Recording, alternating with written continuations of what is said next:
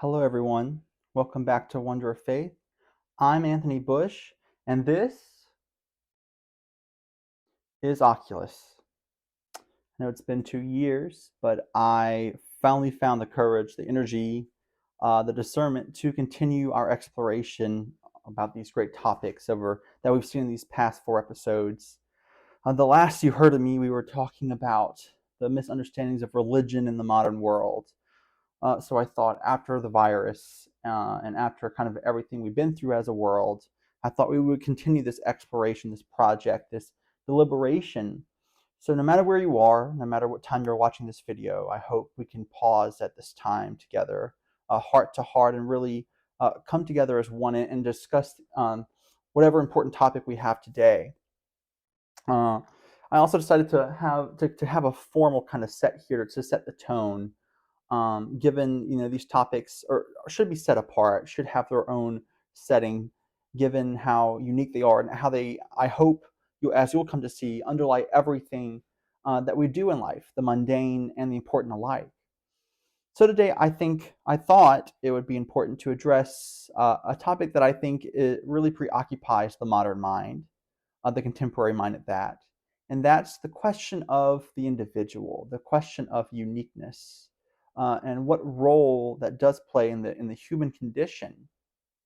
Uh, and so I'll start by saying that yes, it is indeed important for the human person to realize how unique, how special, and how individual they truly are.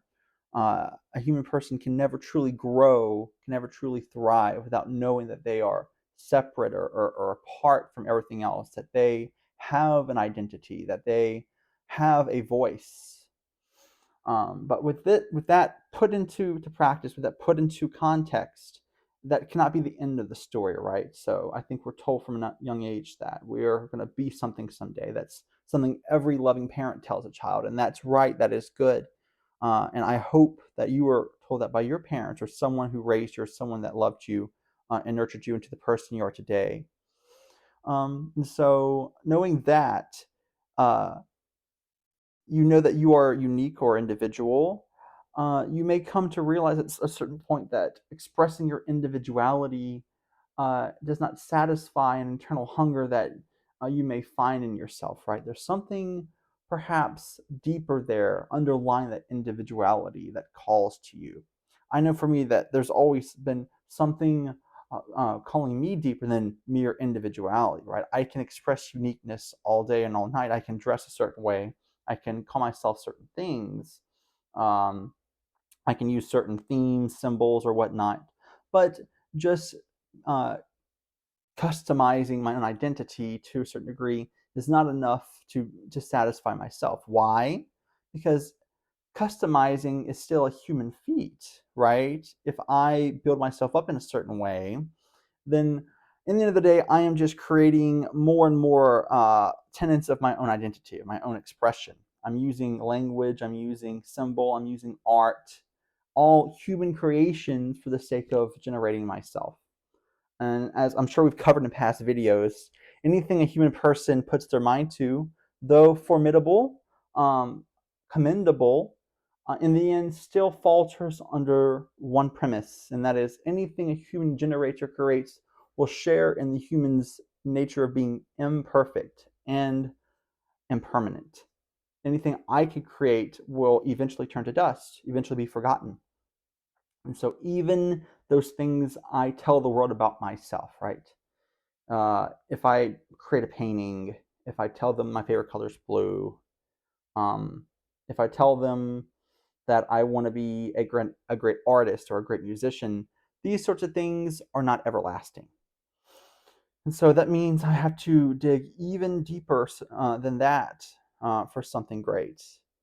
The reality is, it can be so tantalizing to get caught up in our own individuality because it's so fun being king of the castle, right? We kind of build our own palace out. We have control of who we are, what we dress like, and how we present ourselves to the world. And it's so fun kind of being in isolation. But to be king of the castle means that we have to separate ourselves from the rest of the world in many ways, right? To be king of the castle means we have to ward off those who dare to threaten that castle. Whenever you get your castle, your island, far enough away from the rest of the world, it becomes that much more impossible to build bridges to that world, to reach out to others, to have a community even. And so I think as the world today has starting to learn, the more we press in on our identity or say, I just need to find out who I am a little bit more, or I just need to express myself that much more, the more we find ourselves pushing ourselves into that direction of identity or individualization. I think the more we isolate ourselves, right? Because we're so overly concerned about who we are or what we want ourselves to be. And so it has the opposite effect of what we want. We think, I feel alone, I feel unfulfilled. So if only I find myself or define myself a little bit more, and then I won't feel that way anymore. Well, the reality seems to me to be that it's that sort of thing that's pulling us further and further down into the trenches of our own despair. And so the modernity and the contemporary way is once again causing us the very suffering that we're trying to get out of. It's kind of the continual theme of modernity, as I hope we'll continue to see throughout Oculus and the many videos that we do here. But it doesn't have to be that way, right? Um, individuality doesn't have to be a curse, nor does it have to be the end all be all. Because as I said at the beginning of the video, individuality is a blessing, it's a gift. And most importantly, as with all good things, it is a responsibility. We're given freedom, we're given the ability to find out who we are, not so that we can be king of the hill, so to speak, but so that we can find who we are meant to serve. And that service, that sense of the individual, of independence, of even identity, which we have had a video on identity before, all that is rooted not in ourselves, because it can't be rooted in ourselves, because as we keep saying, we are so imperfect and prone to disaster that in itself will end in disaster. It has to be rooted in something greater than ourselves. It has to be rooted in something completely other from this world. And yes, for those who may get tired of hearing the Christians talk about, be saved by Jesus or run to Christ, it's true. We would say it's the Christian way is to surrender oneself to Christ, surrender oneself to God, and then you will know happiness. Yes. But there's another way to say it, right?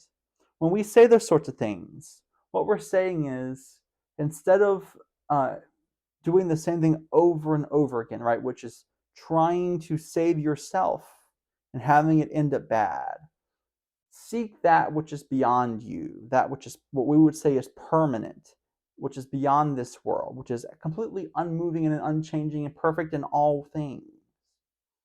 And that thing which is sure to be unfailing, that is what our individuality can be placed in and assured in. Where our identity can be safe because the thing which we put our identity in will never quaver or backfire on us. Now, how do we do that? That's a whole nother can of worms we have to address, right? Well, identity is a very tricky thing because there's two extremes, right? There's a sense of chaotic, I just am whatever I am, I just fluctuate with the moment. Then there's this kind of cookie cutter, I'm just a robot, I do what I'm told, so on and so on.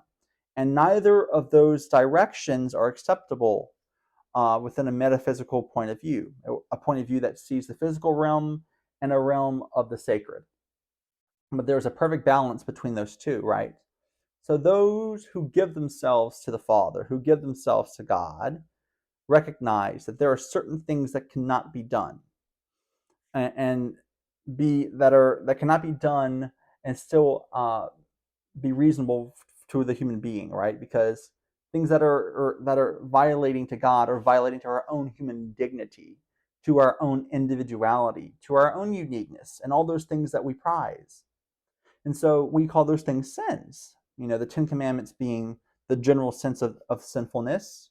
And those sins not only damage God, or separate us from God, I should say, but they damage our own identity and our own relationship with ourselves. Sin is bad not only for us and God, it's bad for us and others, and us in our own relationships with ourselves. It's bad for everyone involved. And so coming to learn ourselves is not a matter of creation or like fabrication. It's a matter of exploration and true discovery. Discovery. So notice the distinction, right? Identity is a matter of seeing what is there and then coming to gain knowledge about that objective reality. Notice the difference from saying that versus I'm going to create something that I want to be there, right? Fabricating, creating out of thin air is a different sort of thing from saying I'm going to see what is actually there and was there all along.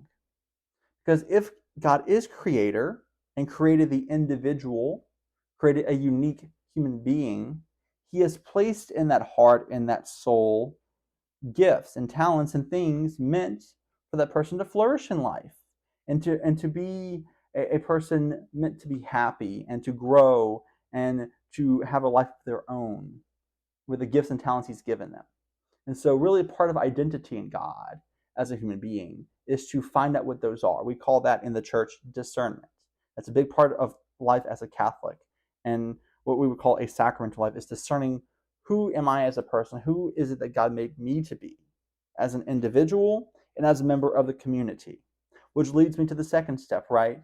As an individual, then, I had to find out not only what my gifts and talents are, but then how I interact with the other. Because I'm never just finding out my identity for myself, but so that I can interact with other human beings, with the community, with the world, and then most especially with the body of Christ, with the church. And so those two components together make up one as an individual's kind of life purpose or life mission. So notice there's a service aspect, right? The person isn't constantly considering identity or individuality for their own sake. It's not a self-oriented understanding of individuality at all. It's an other-oriented version of identity. And that really is the story of the Christian worldview, right? And as Oculus continues, I hope we can start to see that really is an underlying theme. Modernity pushes self-oriented ideas. Everything at the end of the day is self-oriented. Whether, economically speaking, and we may get here, if you want to talk about communism being bad or capitalism being bad, both have a self-oriented concern. But regardless, the Christian way is always other-oriented. And that includes even when we're talking about matters of the self, right? So even when we're talking about how do I understand who I am? Well, I need to understand who I am so that I can be happy by serving others and emptying myself out. Why? So that Christ can enter me and fill me up and make me fully alive, make me fully holy and sacred. And that's the irony of the Gospels, right? Like those who will lose their life will gain, and those who will gain their life will lose it. That's the sort of paradoxical language that Christ uses. So, long story short, individuality in the modern sense will cause a sort of suffering, a sort of self-absorption that will cause them to really collapse in on themselves. Because when one isolates themselves, they have nothing to go on, right? It's like when you hoard all the carrots, well, eventually the carrots will die, but you're so scared someone will come and take your carrots, you won't leave the barn and you can't grow more carrots. So your carrots will die, you'll starve to death, and then there's no more carrots for anyone. But whenever you are willing to share your carrots, you have no fear of leaving the barn and growing more carrot roots and sharing with the family and sharing with the community and then growing some, eating some, then life is much more joyful. Because identity, uniqueness, it's not about expression, it's not about exerting or will. It's about truly exploring, understanding, and then sharing. There's always an outward expression. And that truly is at the core of the Christian message, really at the core of a sacramental life. And that's what is truly at the core of Christianity. And that is what it wants to offer to all.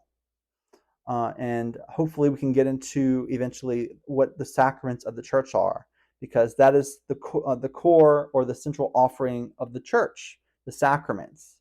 And by offering the gifts of the sacraments to its people, the people can then offer the gifts of the gospel to the world.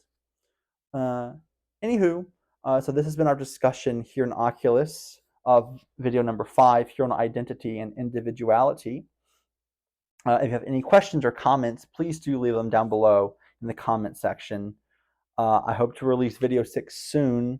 I do indeed plan to be more active on this channel, and I do apologize for the hiatus that I think is about 2 years at this point in time. I am truly excited to get back to making videos here on this channel to explore the faith, not only for your sake, but for mine, because by doing this, I find I'm able to put thoughts together and kind of create my own sort of line of work, kind of like a little library of my own thoughts. Theological, philosophical, and kind of making a prayer of it for the sake of my own spiritual life. And so once again, there's that kind of, I'm trying to explore my own identity in the church and help you in the process and while you help me. So please pray for me as I pray for you. And may we together find the wonder of God. And may the communion of saints pray for us up in heaven. May God be with you.